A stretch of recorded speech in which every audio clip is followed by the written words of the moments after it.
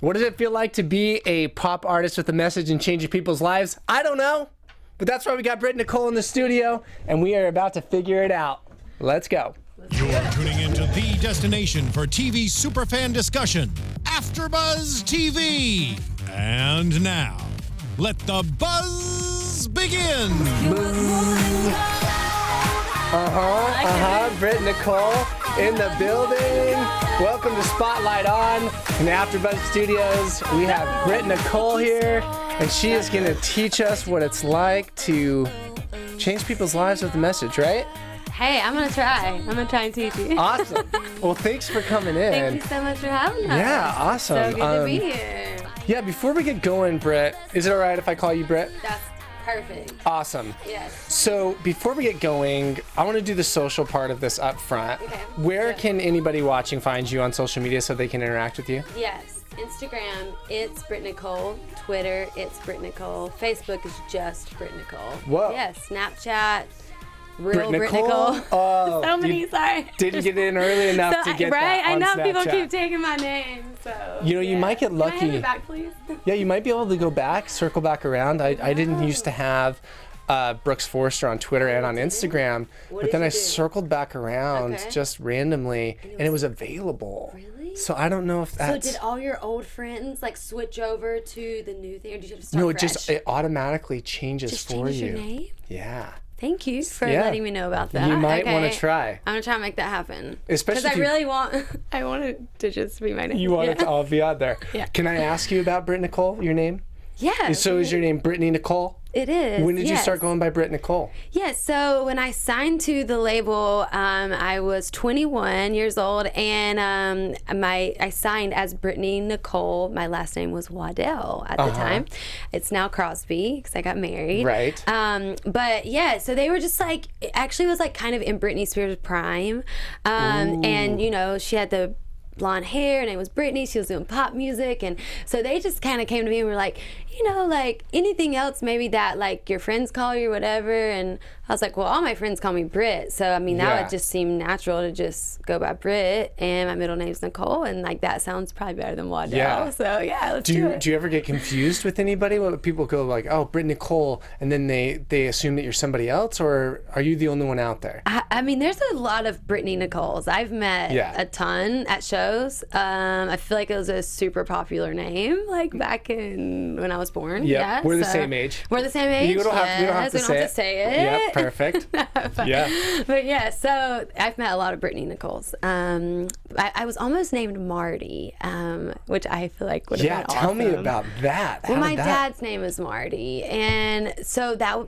they had like my mom had named me Marty, and my grandmother, she came in like right before I was born, like at the hospital, was just like, you guys can't name her Marty, like her name has to be Brittany Nicole, like that's her name. And my mom just literally said okay, and just like switched it, so I could have been Marty. I'm saying we have some commonalities here because born in the same year. You were releasing your album, your new album, on my birthday. No by the way. Yep. Happy birthday. Thank you. That's Which is coming out tomorrow, in case you guys are wondering. I have the album Special here. day. And it's signed special to me from you. To Brooks. Yeah, Both of our Brit names Nicole. start with BR. We have so much in common. Well, here's the other wow, one. what? I was supposed to be Adam. No way. And what's your story? At the hospital, my dad was like, I don't know if I really want to name him Adam. Okay. But I really like the name Brooks. And that's my older brother's track coach. And my mom was like, let's sit on it for a little bit. Okay. So I didn't get a birth certificate. It was For, well, like, I how did, long? but it was blank. Yeah. And they just called me boy for like 2 months because my birth certificate, the name, isn't authenticated until actually January of the next year. No then I was like, way. oh, okay. That's They don't one- allow that now, I don't think. no, like I don't when think we so. left, when I have 2 babies now. I have a 3-year-old little girl named Ella, and my son's name is Aiden. And we didn't have his name for the first 3 days he was born in the hospital. Yeah. But they said, they were like, before you go home, like you have to. Before you leave the threshold of this door. Without his name. And so, so his name is Aiden Jerusalem, actually. It's an awesome name. It's a cool name. Yeah. Well, speaking of births, I heard that there's a rumor about your birth.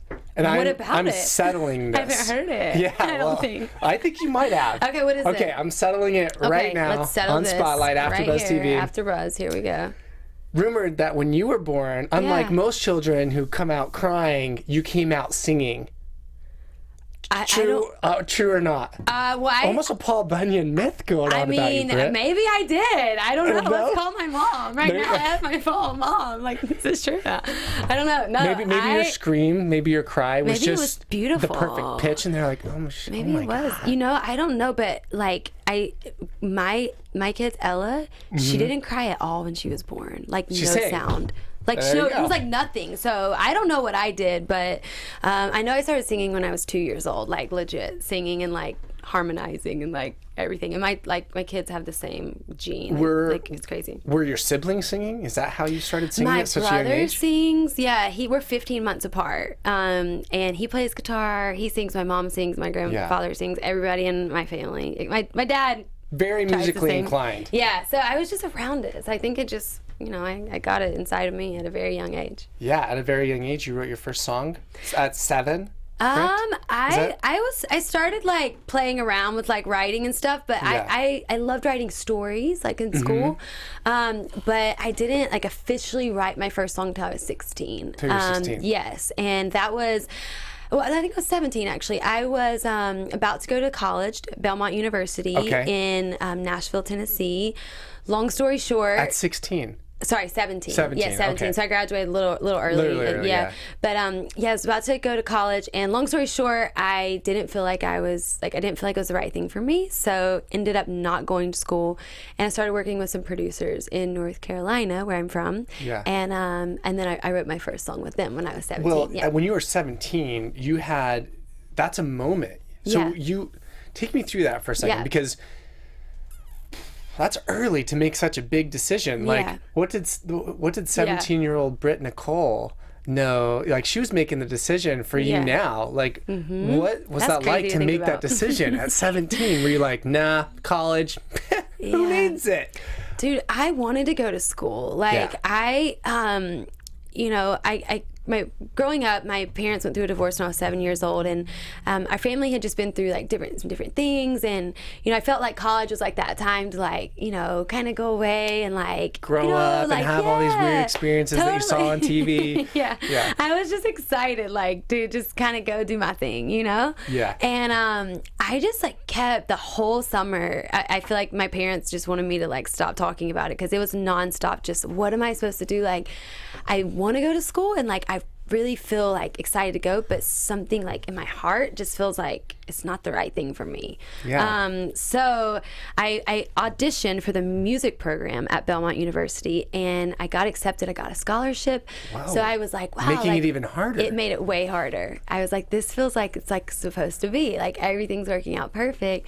So I kept moving forward with that, and I got my dorm and my roommate and everything. And then 3 weeks before leaving, I told my mom, I'm not doing it. I'm not going. Like, I can't go. I don't know. Whoa. I don't even know why. Like, there's nothing that's like, you're not supposed to go because like there's this other opportunity or you're gonna do this. It was just like something in my heart. Like, I just don't feel like I'm supposed to go. As a parent now, do you feel like you'd be concerned for your child at that stage when they're like, oh yeah, college, no? Yeah, like would not you be like, happening. wait, what are you doing now? No, I feel like I would ask those questions for sure. And my parents did. I mean, they're like, you're like giving up a scholarship and this is like a huge opportunity for you. Like, are you sure? Like, they asked me many times. But I think they could feel like the weight of it for me. Like you said, I mean, I was 17 and that's like a huge decision to make at 17, but it felt like this weight of like, there's something else that I'm supposed to do, and I don't know what that looks like, but I feel like it's kind of bigger than me, and I feel like I'm just supposed to kind of take that step and just see what happens. And I didn't have a plan. Like, I started working at Gold's Gym. I was like the protein girl making the protein shakes. Like, trying to figure it out. I had lots of like crazy fun jobs, and just trying to figure it out. And doors started opening for me to do music, and that's like a whole nother story, but I don't know. I feel like we could hang out like all day. Yeah, I'm like, do we have time? Because I'd like to get into that. So how did the hustle start? Like, so you're making protein shakes at Gold's. How did you then get to this? Yeah, so I met some milestones. You can give me milestones. You don't have to go through it all. So I met some producers. I ended up working with some people that lived a few towns over from me. It was like a friend who had a friend, like, oh, there's some guys that are writing some songs at the studio, and you should, you should go and work with them. And so I did, and I made my first independent record. And so after I did that, I was like, okay, cool. Like, I made this record, like, doors are just gonna probably just like start opening, and like amazing things are just gonna like start happening for me. Like, I'm done. Like, I did my thing, Yeah. And like immediately after that, I just like a couple months, I was like, nope, it's not gonna work like that. Like, I'm gonna have to like do something to like make this happen. And so I honestly like opened up the phone book. I'm not even kidding, phone book. That's so funny to say, like phone book. Like, who has phone books now? And I literally started calling like different places, like venues and churches. I mean, just anything I saw where I could go use my voice, and called them and said, I'm an artist. At this point, you're 17 still? Mm-hmm. So, yeah. Okay, keep going. 17. Yeah. So I just called them and literally said, like, my name is Brittany Waddell at the time. And I sing, and I would come sing, like, if it's your event, or like if you guys have anything, I'd like to come. And I just started getting this following, like, through doing these little like shows like here and there. Yeah. And so then I did like a release thing for my very first independent record, and there were about 1,000 people that showed up. And I remember pulling up to, there was a place in Charlotte, North Carolina, where we had the event, and I saw this huge like line of people, and I was just like, who are all these people, and like, why are they coming to this? Like, this is incredible. So that was kind of like a confirmation thing for me of just like, you know what, like, people want to like hear like my music, and like maybe they want to hear what I have to say. Because I mean, I kind of looked at myself as like, at 17 years old, like, I'm dealing with my own issues, my own struggles. Like, I feel broken and things I've walked through, and like, I don't even know if people will ever like hear what I have to say. But like, it was just cool to see that many people show up. Yeah, you had all those doubts. I had tons of doubts and tons of questions, and but I just kept like taking those steps, and here we are today. And I think it's my 4th record. Yeah, it comes out tomorrow. I am so impressed, Britt. There's a couple of things to unpack there of why I say I'm so impressed, because at 17, I was like, how do I get that girl's number? How do I talk to girls?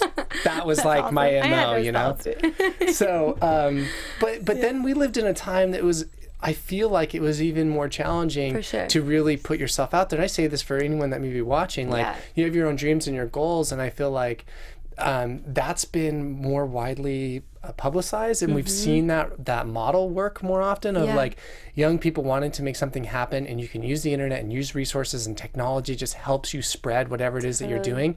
You were picking up a phone book, calling people on one-offs, and then showing up at these shows. And so at 17, and at that time when rotary phones still existed, and you had to memorize people's phone numbers.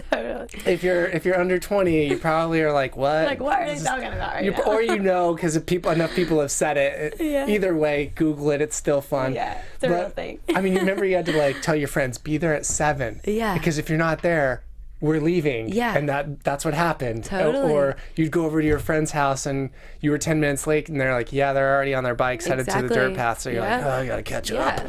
Yeah, there was like there was no like social media, like there's no Instagram, no Twitter, no. I mean, it was like, and now, like you said, it's amazing because you can, as an independent artist, put your music out there. There's so many ways to get your music heard and to connect with people. And I didn't have that at 17, so I kind of just had to figure it out. And it was hard at times, but it was, I really believed in what I was doing, and I believed that there was a purpose in what I wanted to say, and I was really passionate about that. Like, I wanted to connect with people. And so you said earlier on, before you made the decision to not go to college, you felt that there was just a bigger calling there. You're 17. We've established that. Doesn't make it any less impressive. But at 17, were you also feeling that you needed to have a message that had some impact? Is that part of that, what you meant by there was a calling there? And was that always part of your music? Was that? Yeah, I mean, like when I was 7, like when my parents were divorced, I feel like I felt like as a kid, like I didn't really know where to turn, you know, and walking through that, like, and for me, I mean, I grew up in a home that faith was a big part of our life, and so you know, that's where I went. You know, I was the only place that I knew to go in those moments was to go to God. Keep going. Sorry. I'm just looking at some people that are in the chat roll that are saying her music is pop, but very inspirational. You know, Catholics and Christians, blah, blah, blah. Yeah. Anyway, I'm just... checking it out. Thank you guys If there's for some watching. questions there, What's we'll tune in. Oh, I have that CD. Yes. What's up, guys? Thanks for watching. Okay, so keep going. Yes. Sorry. So I, what was I saying? You were 17. I was 17. The music was being infused, the things that you were dealing with at 17. Yeah, so I really just knew, for me, the reason I wanted to make music, I remember singing one night at my church, actually, and I saw people crying. I saw people smiling. I saw, like, music is a way to, like, speak into people's lives. And for me, like, that was the moment of, like, man, like, I want to do this, you know? And so for me now, I mean, I love music. Like, this record is so fun. Like, it's a pop record with so much fun music on it, but I feel like it is a music with a message, and there's purpose in every song. And I write about my struggles. I write about my family. I write about my husband. I write about my fans, you know? And, I want to say something with my music. I feel like it's important. I do too, and I think you're right on, because there's not enough music in today's world that has an impactful message, and it doesn't just have to be impactful, but even relatable. Sometimes I turn on the radio and I'm like, I don't even know how to relate to this song because I don't know what they're saying. Yeah. Because there's not a one consistent through line or like messaging through the song. Yeah. So I got to listen to your album all the way through early, I guess, right? Yeah, because like most people haven't heard it yet. It's not out, and I got to listen to all the songs, and I was really impressed. And can I ask you about some of them? Yeah, I would love to talk through them. Since we can, since we have your album here. Yeah. Through Your Eyes, I thought was really interesting for me because I also grew up in a very religious upbringing. Yeah. I grew up Mormon. Okay. And there is a scripture that talks about we see ourselves first through the eyes of others. And that always stuck out to me because I felt like that's so true. We pull on these identities and constructs based on how people treat us or see us. Yeah. And so seeing that title, that's immediately what I thought. Yeah. And I love that. I love how like every person can, like I could write it from one perspective, like with what I'm feeling or walking through, and then it can relate to you in that same way or even in like a totally different way. That's like, music is so cool like that. I love that. But for you, on Through Your Eyes, there's a love story here. Can you tell me a little bit more about this? I'm just interested in what was going on for you and why you wrote that song. Yeah, so the day I wrote that song, I was I was almost finished with the record. This was the last song that I wrote before the record was turned in. Oh, okay. And it's actually the first single, so that's just always crazy because you have all these songs that you've worked on forever, and all of a sudden you write this song in the 11th hour that becomes the first single. Yeah. But the day I wrote that song, I was getting my kids ready for like the day, and then I was like getting ready to head out to the studio, and I remember like getting in my car that morning and like sitting in my garage and like putting my hands on the steering wheel and just like putting my head down like immediately, and I just started saying to myself like thoughts like, or things like, Britt, like you got to get it together, like you're not doing a good enough job like at this or this, like you need to be a better mom in this way, and you need to be like a better artist in this way, kind of browbeating yourself. It was just like so much stuff. And so I had that moment, and I realized in that moment like, whoa, I've been like living like this for like a couple like weeks of just like totally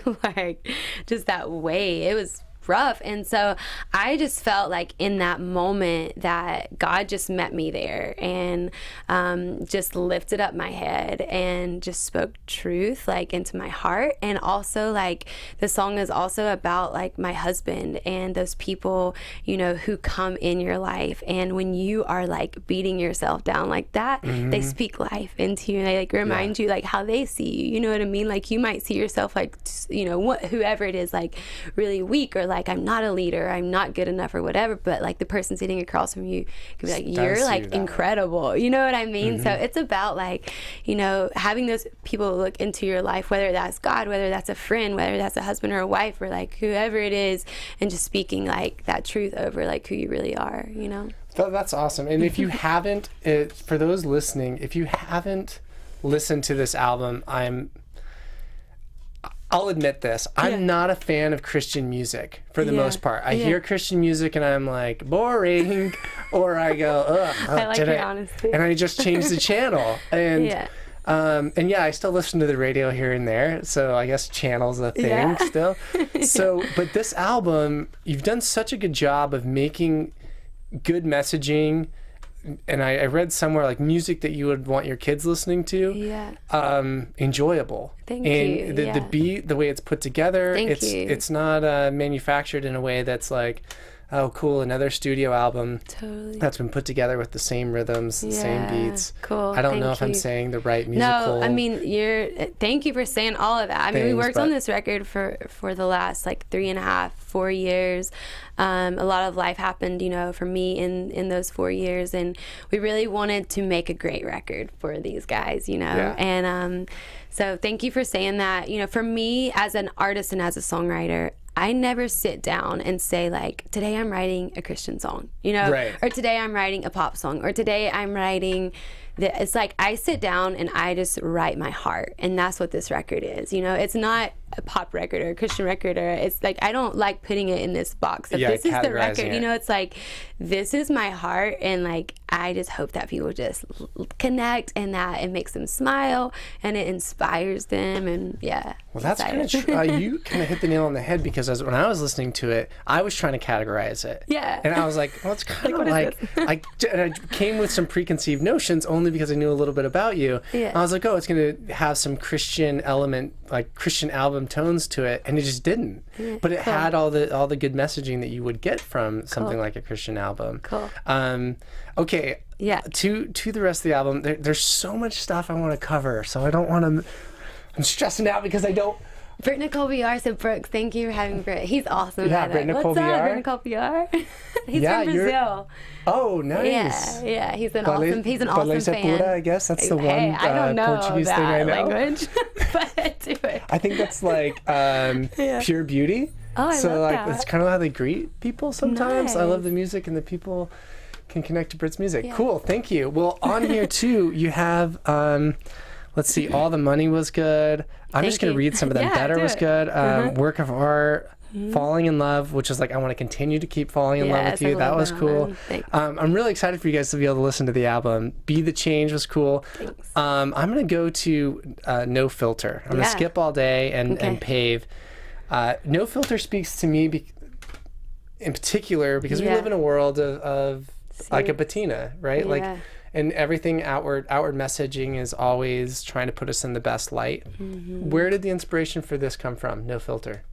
Yeah, I'm so excited to talk about this song because I feel like I haven't got to talk about it with anyone yet. So thank you for like calling that one out, because it's like a really special song. Jordan Fates back. I love it. So this song actually was sent to me. So this is really cool. Like this track, I've never put out a record that I didn't write every song on the record. So this go around with this record, I told my label, like, there's so many talented, amazing people in the world, and like I want to open up this record, and I want you guys to just like send me songs that, like, if you hear something that you think would work, you know. And where were they doing that? Where were they submitting things to? Just like your yeah, Twitter, so different site? So like different songwriters, just, you know, in Nashville and LA and New York, like they would send songs, you know, to the label and say, you know, we think this could work for Brit. Different labels would send songs, and cool. So this song was actually sent to me, and the very first time I heard it, I was just like, yes, like this song is going on my record, like 100%. And the song is written about a relationship, and it talks about how like in the relationship, you know, you're taking that perfect picture and you're acting as like everything is perfect, but it's not, you know. Right. And I mean, I'm newly married, you know, well, 4 years now, so not newly, but kind of under 5. Yeah, fits. and so, you know, in marriage, like there's ups, like it's such a gift, you know, there's ups but there's hard days, you know, there's days where it's not like, you know, that picture perfect thing.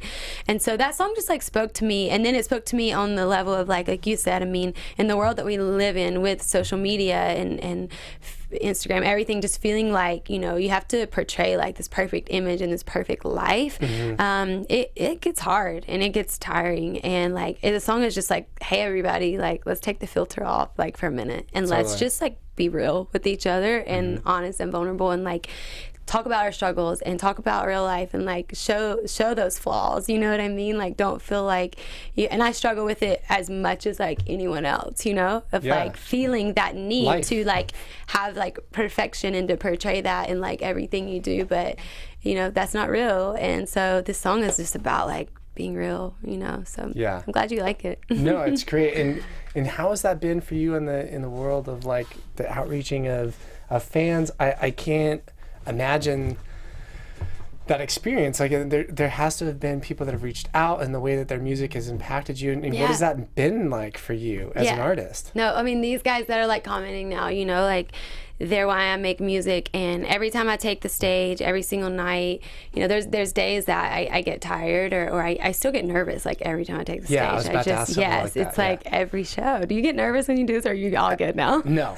Every time, I'm like, am I gonna ask right questions? Am I gonna sound dumb? Am I like, you know, am I gonna make, you know, I'm gonna hit the things that you want to talk about and not just the things I want to talk about? You're good at this, seriously. Oh, okay, so, good. yeah, stop thinking about all that crazy stuff. Yeah, because it's still going in the background. It's still going on right now. Yeah, it's right now. Okay, thank you. No, it does. Like, that's how I am on stage, you know? Like, before I walk out, like, every night, I'm like, oh, gosh, like, I can't do this. What am I going to do? What am I going to say? Like, what if I miss this or miss that? And my favorite scripture actually talks about, like, you know, that God is with me. And, like, that's just kind of my, like, strength is just, like, okay, like, I can do this. But the moment that I take that stage and I see the faces of the people, because, you know, even as a new mom, like, well, like, oh, my kids are like at home, or like I'm missing this or missing that, and I really have struggled with, should I keep continuing to do this?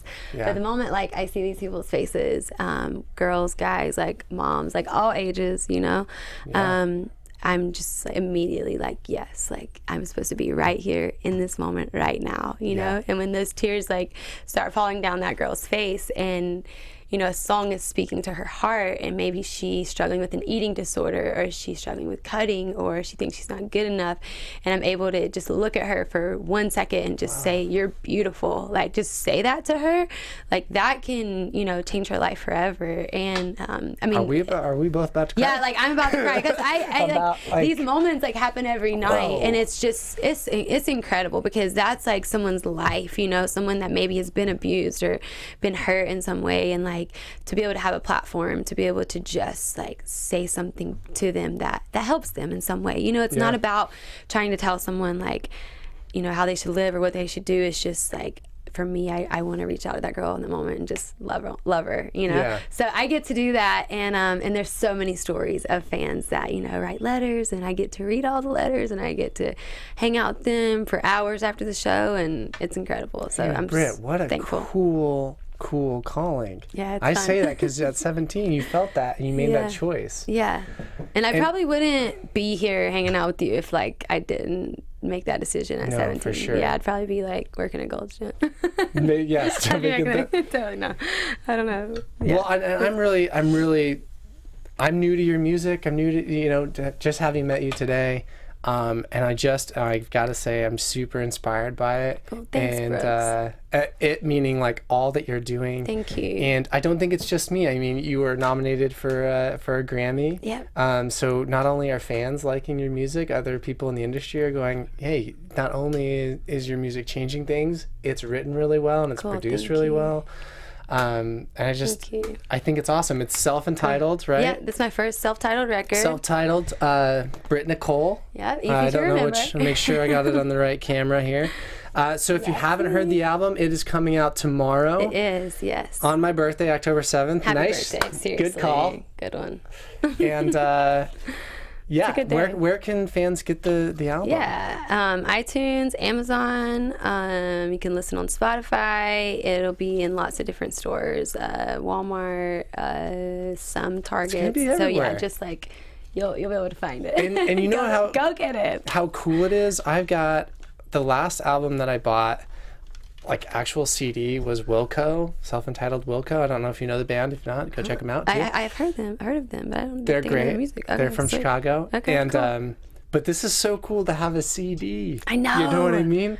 I know. There's nothing like holding the CD and like looking at like the Get to go to packaging the and like seeing the words. And Yeah. I know. I feel like and even, like I love like vinyl records too. Are there vinyls to this? The plan is that we don't have them plan, yet, not yet. but yeah, they actually take a while to make happen. So So if you're a vinyl person, just give it a couple seconds. yeah, give it a second, but and yeah, it'll be out. yeah, it'll be fun. Okay, cool. Well, Britt, thank you for coming you, in and chatting with us. I know Britt. there's so much other stuff I'd love I know, to we chat need to do about. this again. But yeah, let's do it again. do it I again. mean, we only have a couple seconds left, so Yeah. I've got to wrap it up. But it was a pleasure having you. And where else can we you. find you again? Can Yeah, you let us know? so socials, it's Brit Nicole on Twitter, on Instagram, Snapchat. Just join Snapchat. Real Okay, Brit Nicole. we'll I'm be figuring it all friends out. right yeah, after. okay. Real Brit Nicole. I do the Instagram stories. I'm on Facebook Live. On Facebook, it's Brit Nicole. So yeah, follow me. Let's be friends. Let's hang out. Love you guys. And where's your next? You're on tour. Yeah, I'm going on the Where's Winter Jam that? tour. We're doing a West Coast run, like Okay. all of November. So like around California, like tons of places. So just check out the dates online. Where do I check that out? online? BritNicole.com. Just at your website. Yes. Okay, cool. Yes. I actually am gonna Also go and ha- check that out. Are you playing in LA soon? Yeah, close. Yeah, I'm not exactly sure. Sometime. We'll look. Yeah, check it out. I'm coming. Yeah, you're coming? Yes, I'm coming to that show 100%. Okay, you're 100% coming. Unless, of course, I'm hosting some other show, someone else. No, you're coming I'm 100%. You already gave me I your go. word. I'll do it. You All right, guys. Well, thanks for tuning in. Thank Be you. sure to check out Brit Nicole at BritNicole.com and her album, Brit Nicole, that releases October 7th. Again, my birthday. Yeah. And until then, we'll Wish see you Brooks next a happy time. birthday, all my fans out there. Like, send him a lot of annoying birthday messages. Yeah, like please songs. do. I'm at Brooks Forster on Twitter or Brooks Forster on Instagram. You guys can pester me there, and I would love to pester you back. All right, Britt. So, thank you guys. Until thank you, then, Brooks. okay, It's awesome. bye-bye. From executive producers Maria Menounos, Kevin Undergaro, Phil Svitek, and the entire AfterBuzz TV staff, we would like to thank you for listening to the AfterBuzz TV network. To watch or listen to other after shows and post comments or questions, be sure to visit AfterBuzzTV.com. I'm Sir Richard Wentworth, and this has been a presentation of AfterBuzz TV. The views expressed herein are those of the hosts only and do not necessarily reflect the views of AfterBuzz TV or its owners or principals.